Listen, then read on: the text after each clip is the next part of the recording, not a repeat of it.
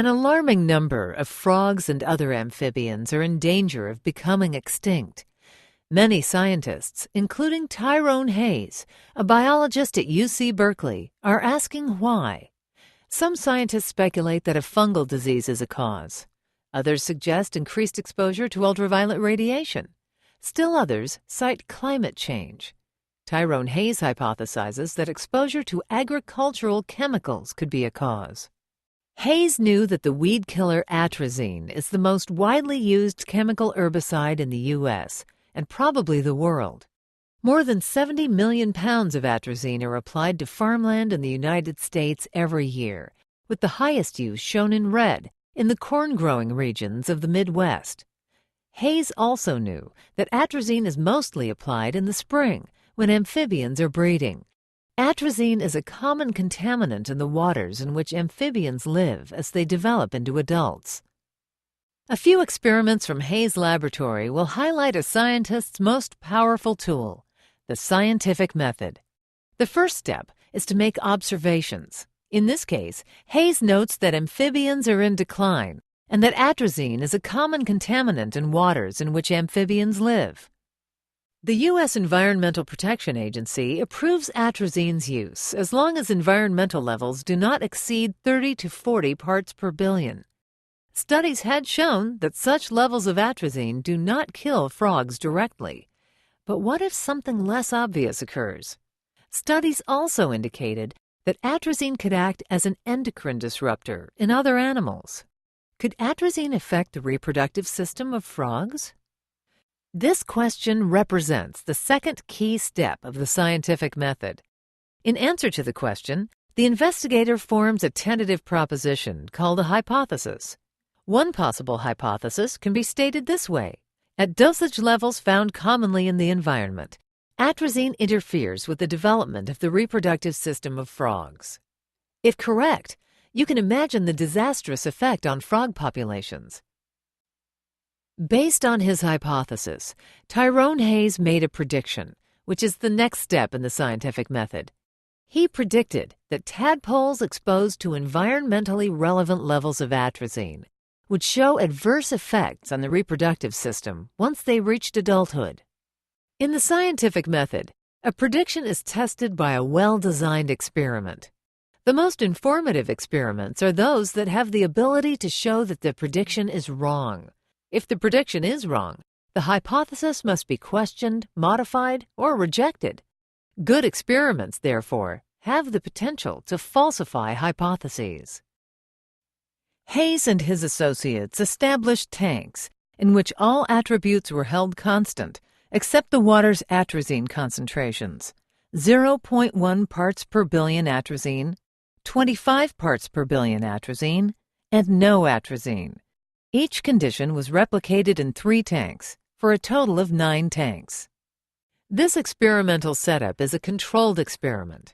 It employs samples that are as similar as possible with the exception of a single variable, in this case, atrazine. Atrazine is considered the independent variable, and the measured response from the frogs will be the dependent variable. The unmanipulated set, with no atrazine added, is the control group in this experiment, and the others are the experimental groups. The investigators placed 30 tadpoles of the northern leopard frog from laboratory-reared eggs into each of the 9 tanks. The tadpoles grew, and when they transitioned into adults, they were sacrificed to evaluate their reproductive tissues. The investigators found abnormalities in the reproductive systems of some of the male frogs. The abnormalities were of 2 sorts. First, some testes were abnormally small with retarded development compared to normal-sized testes. Second, in a kind of sex reversal, some testes actually contained eggs, or oocytes. Under these controlled conditions, 36% of the frogs from the lowest atrazine treatment and 12% of the frogs from the highest treatment showed an abnormal testes development called gonadal dysgenesis. A single frog from the control group showed gonadal dysgenesis. Similarly, 29% and 8% of the treated frogs, but none of the control frogs, had oocytes in their testes. Are the differences between the experimental groups and control group different from what you might expect from random variation? Statistical tests help to evaluate the significance of the results. From his analysis, Hayes concluded that exposure to atrazine at concentrations as low as 0.1 parts per billion was significant and had a dramatic effect on tadpole development. It feminized the males. Thus, the results support his hypothesis. Now Hayes can ask new questions.